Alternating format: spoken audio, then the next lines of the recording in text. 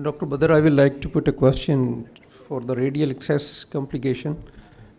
Especially the patient, one comes after 1 or 2 days, he has got swelling and there is edema, to some extent infection. Then how do you see, you're also working in one of the big volume center. In PIC, we are doing annually 35,000 cardiac cath, and 90% of the patients, they are by the radial. And the Doppler, the role of Doppler and the clinical assessment of the physician, and how do you proceed to treat with anticoagulation?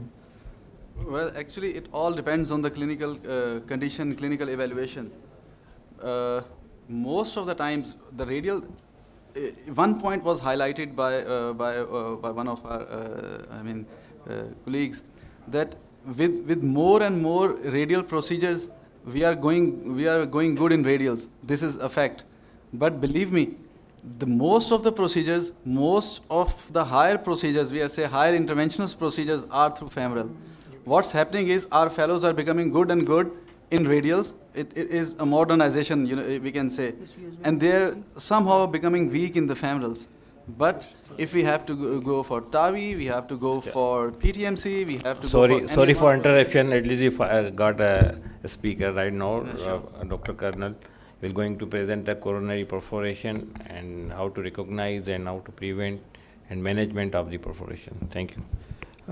Can I have this laptop put up on the screen there? Thank you.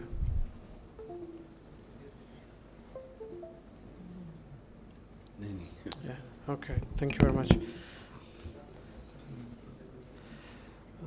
Bismillahirrahmanirrahim.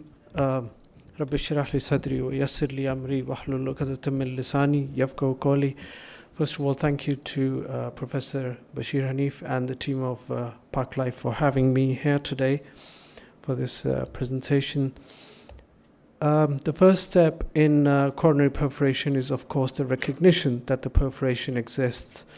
And a coronary perforation, by definition, is a breach in the adventitia, and you could have the contrast of the blood leaking out, or maybe there's just an extraluminal crater that is formed. But in any case, the first step is recognition.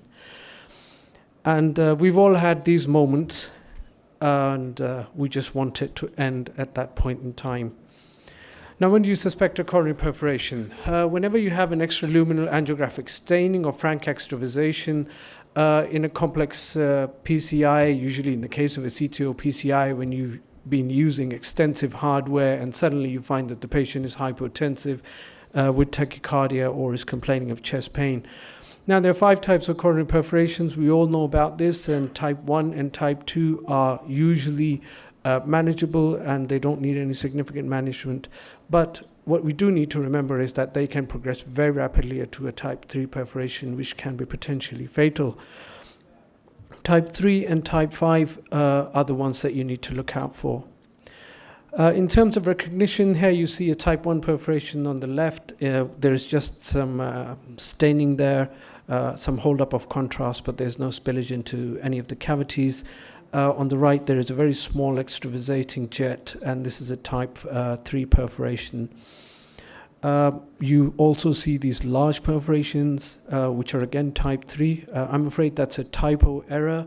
That's not a type 4, that's a type 5 distal perforation due to a wired tip. Increasingly, as we're doing retrograde CTO procedures, there is also this category, which is the septal hematomas or septal perforation of the septal vessels. Although we find them to be benign, but some of our electrophysiology colleagues tend to think that they can result in long-term arrhythmias. In terms of management, the first thing and most important thing that needs to be done is localize precisely in multiple coronary projections where is the perforation actually happening. The acronym CIA usually helps very well, so you call for help not only so that you have better ideas or that you have more working hands by your side. The next step is inflate the balloon and ask for a pericardial kit. Now, these are steps that will be there for every kind of perforation. Now, for a type 1 perforation, the first step would be to determine whether there's any hemodynamic instability or there isn't. But then you have to understand that the most important step is again CIA, and you've got to inflate the balloon. And usually a type 1 perforation is treated with simple DES. Because balloon inflation is such an important step, I want to dwell on it a bit further. And usually the balloon to artery ratio is 1:1. Now the inflation times and how many times you inflate and how much you inflate, the duration of time, that depends not only on the patient's hemodynamic response, but also the ischemia that the patient might be having because of this. If it's the left main that's perforated, that would be a very unfortunate turn of events. You would probably want to go directly to a direct covered stenting. Balloon inflation is sometimes just going to buy you time, but you're better off calling cardiac surgery anyway. For a type 2 perforation, again, you could use either a conventional stent or you could use a covered stent. If the patient does remain hemodynamically stable, do look in greater depth, because they might have progressed into a type 3 perforation. Again, for a type 3 perforation, you would want to achieve hemodynamic stability and control of the perforation by CIA. If that doesn't work, then you move on to covered stents. And although DES and BMS are not recommended, but sometimes they are used. If the perforation is still not controlled with a covered stent, you might want to put in another covered stent. You might want to optimize your first covered stent with NC balloon inflation, and of course cardiac surgery is an option. So just to illustrate the case, so in this case prolonged balloon inflation did not work, and we moved on to a covered stent. How do you put in a covered stent? If you've already got a 7 French guide or an 8 French guide, because these are bulky stents, all you need to do is just push down another wire and deflate the balloon temporarily, get that wire down and deploy the stent on your second wire. If on the other hand you have a 6 French guiding catheter, then you might want to use another catheter with a separate axis. So let's move on to the double guide catheter technique. So as in that case, which I just showed you, another femoral axis was obtained, and through it another guide catheter. You pushed another wire down, deflated the balloon, removed the entire system from the first guide catheter, which is the balloon, and then deployed a covered stent. Now after the covered stent, in that particular case, we still had this, and despite optimization, we could not get this, control the perforation. Now another covered stent of the desired size was not available at that point in time, so desperate times required desperate measures, and another DES was deployed within that covered stent at high pressures. Fortunately, that controlled the perforation. So in this case, we had prolonged balloon inflation. We used the covered stent. We used another DES as a desperate measure, and once we had everything out, then we reversed the anticoagulation. Always remember, you only reverse anticoagulation after your hardware is out of the circulation. In terms of covered stent, there are different brands available, but the essential structure is the same. You have a PTFE membrane, either on a single layer stent, or you have it sandwiched between 2 metallic platforms. The detail for these would be too much in this presentation, and I can send it to you if you offer me your contact details. For a type 5 perforation, again, you would want to do the same thing, inflate the balloon. You couldn't deploy a covered stent for the simple reason that the perforation is too distal, but only in that scenario if you feel that you need to close off a small side branch which is actually leaking. If that doesn't work, you move on to thrombin, microcoils, fat embolism, clotted autologous blood, and microparticles. In this case, if you see there's a distal perforation in that OM branch, which is probably because of a wire. Now, the first step in this case was pushing down a microcatheter, which is what the blue arrow points towards. One coil didn't work, and then we injected, actually, if you look at the right frame here, we injected some contrast through the microcatheter, and there was some persistent leak. However, we had to deploy 2 coils, and this is the final result, and the perforation here has been controlled. Post-procedure care actually involves echo at less than 4 hours, and then follow-up. You leave in the pericardial drain, and then you also see that if the drainage is less than 50 cc in 12 hours, then you can withdraw your pericardial kit. Now, it's always better not to have a perforation than to have to treat a perforation. And because we already talked about the causes of a perforation, which is oversized balloons, a strength, balloon rupture, aggressive stent post-dilatation, and so on, and especially rotational atherectomy.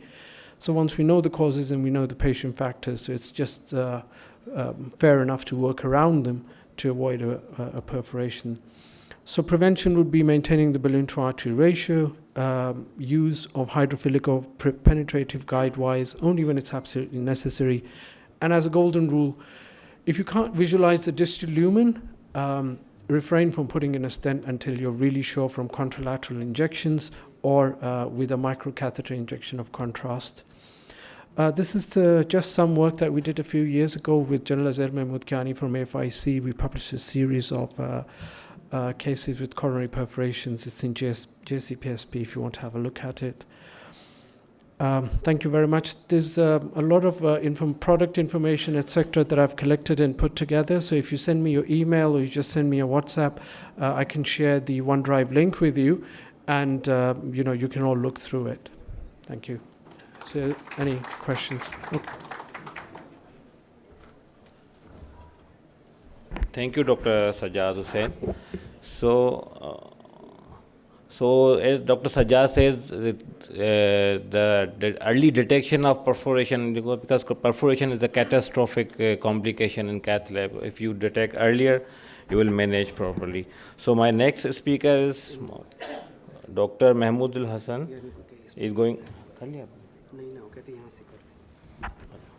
He's going to discuss about abrupt vessel closure, spasm, dissection, no reflow, and distal embolization.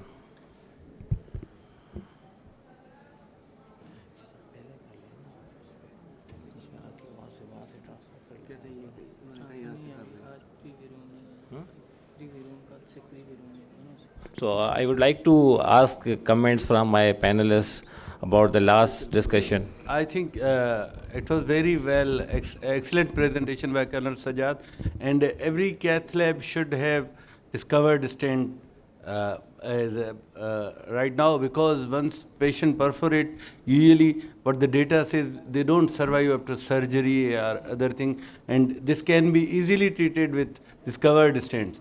And to adding what has been said, that there is another way of making covered stent in cath lab. If you cut a balloon, normally semi-compliant balloon, and cramp it on the stent, and another stent you take out from another balloon and put, as you said, that 2 layers of a stent, in between them is 1 layer of this polyethylene material, then you can artificially in cath lab you can make a covered stent in emergency situation. Sorry for the technical fault, and then our next presenter is ready to present.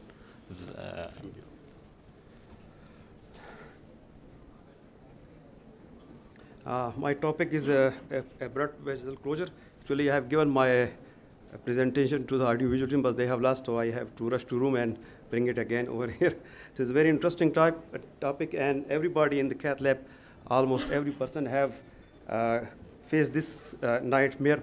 We know that the abrupt closure is a situation which is commonly encountered in patients with acute ST elevation AMI, and those who are dealing with the venous graft intervention, or patient with who are doing with rotational atherectomy. So these are the few common scenario which we face with the abrupt vessel closure. Abrupt closure is defined as to be a angiographic occlusion of the dilated segment resulting in a TIMI 3-2 or less than flow, as following the establishment of the TIMI 3 grade flow. The incidence of abrupt closure has decreased from 3% in the balloonoplasty area to 0.3% in the current area.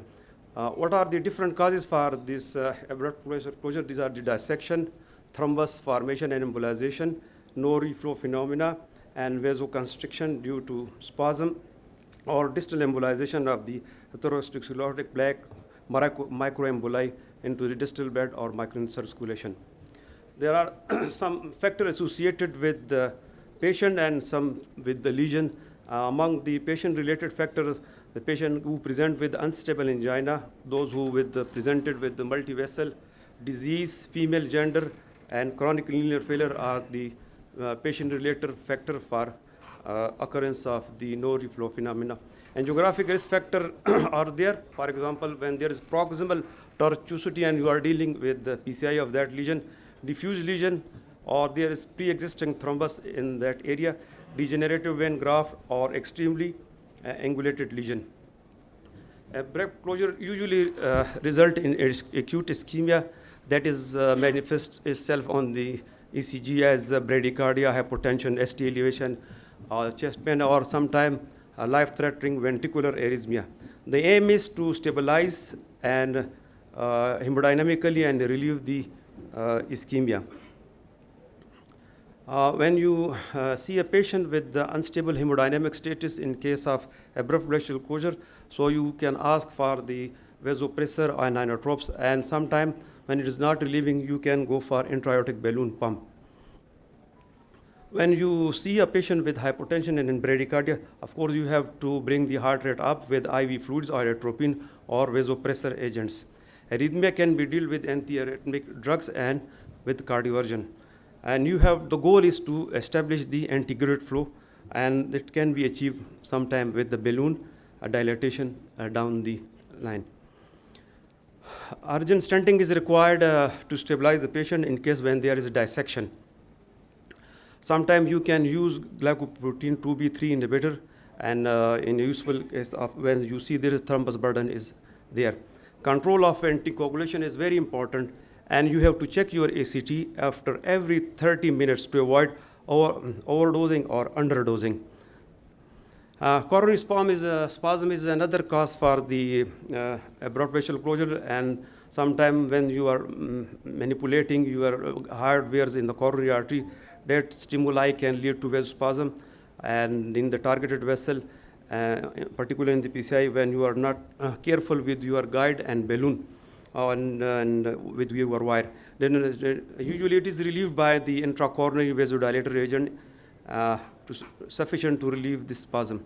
Dissection is another cause for the abrupt vessel closure, and should be recognized in different views to see. Dissection is basically a split or tear in the wall of the artery which compresses or compromise the lumen of the artery, resulting in reduction of the blood flow to the distal circulation. The incidence of the dissection in case of is 0.2%, and there is intraluminal filling defect which can cause dissection, and usually recognized by you see the filling defect with a haziness and ground glass appearance on the dissection. There are different classification of coronary dissection. I will not go into details of the dissection, but the main cause of this dissection is usually atherogenic, that is guide induced, or this may be spiral dissection which is going down and compromising the flow in the distal circulation, or it may be due to the edge dissection due to stent.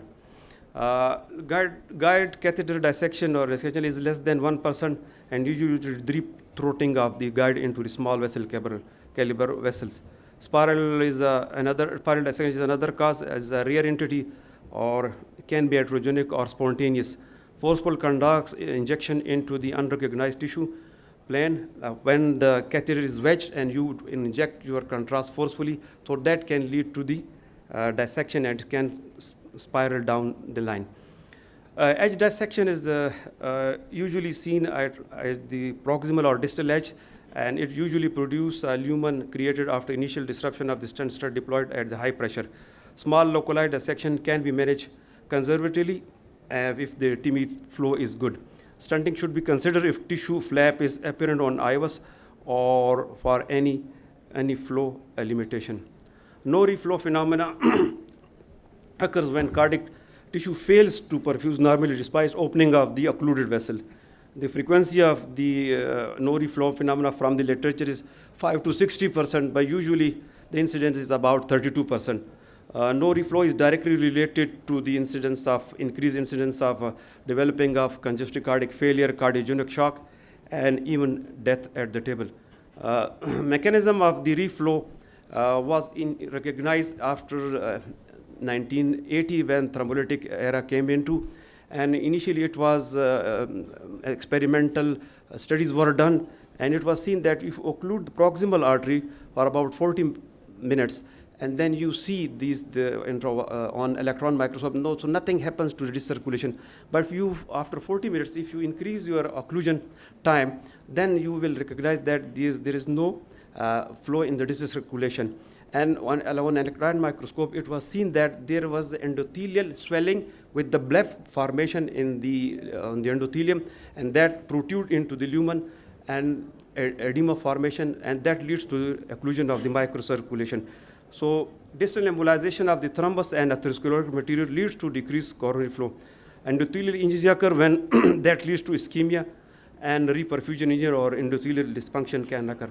Microvascular arterial spasm with consequent adverse remodeling occurs left ventricular afferent and leading to high mortality. So there are few predictors for no reflow and prevention. For example, one should recognize the hypertension, and tight glycemic control is very important, and inflammatory process is there. So there are high chances that patient can get no reflow phenomena. Dyslipidemia is one of the predictor for this no reflow phenomena, and it was seen that if you treat intensively with the statin before PCI, the prevention of no phenomena comes down to 4 to 4.2% versus control group. Patient-specific feature may be there. For example, the patient may present very late with ST elevation even to the cath lab, hyperglycemia, dyslipidemia, female gender, renal insufficiency, raised inflammatory marker, and hypertension are the important factor for predicting this no reflow phenomena. Lesion-specific features may be there. For example, plaque composition plays a very important role. Soft plaque, if you are dealing with soft plaque and it embolizes very easily distal, or increased thrombus burden, this is another predictor which can go down. And your achievement or your aim is to achieve TIMI3 flow and low TIMI frame count or normal myocardial blush after successful reperforation. So due to time constraint, I will go a little bit fast. What about the thrombus aspiration in case of prevention of the no phenomena? So one trial, that is attempt trial, basically was done, and it shows that if you do in selected cases the thrombus aspiration, the incidence of no flow phenomena decreases. But later on, meta-analysis showed that there is no long-term clinical benefit using this thrombus aspiration catheter. A recent meta-analysis also showed that there is a low rate of no reflow phenomena, but again the long-term clinical benefits are not there. The most important aspect of treating no reflow phenomena is the pharmacological therapy. We can use intracoronary adenosine 60 microgram boluses until 12 to 2400 microgram, and intracoronary nitroprusside is another choice. 50 microgram doses up to 200 microgram. Aveximab can be used in case of when you see that in boluses doses and this thrombus burden is large. Nicardipine is not available, but it can be used in our setup. Intracoronary verapamil in the dose of 100 to 200 microgram can be used. And now recently, this intracoronary epinephrine in a dilution 10,000 and 1 cc is then given after proper dilution, and placement of anti-aortic balloon can play a very important role. So what is the ideal pharmacological agent? There is no ideal pharmacological agent to prevent no reflow phenomena or in the management. So depending upon the condition, if the patient is hemodynamically unstable, so I think coronary epinephrine is good. And if the patient is bradycardic and bradycardic, so this is the ideal drug. But you have tachycardia and you have good heart rate, probably you can use adenosine in a good dose. Adenosine versus nitroprusside, which is the best drug? So study was done, and it was seen with the use of adenosine, there was very good ST resolution in adenosine arm, but there was no significant difference at 30 days. Mortality, congestive cardiac failure, remodeling, and death were less in adenosine arm. Continuous infusion of adenosine was superior to the bolus doses, but again, meta-analysis shows some conflicting evidence. The key to success is that you should make shorten the door to balloon time and improve your emergency medical services. The early entry of the patient into the cath lab is very important. I thank you very much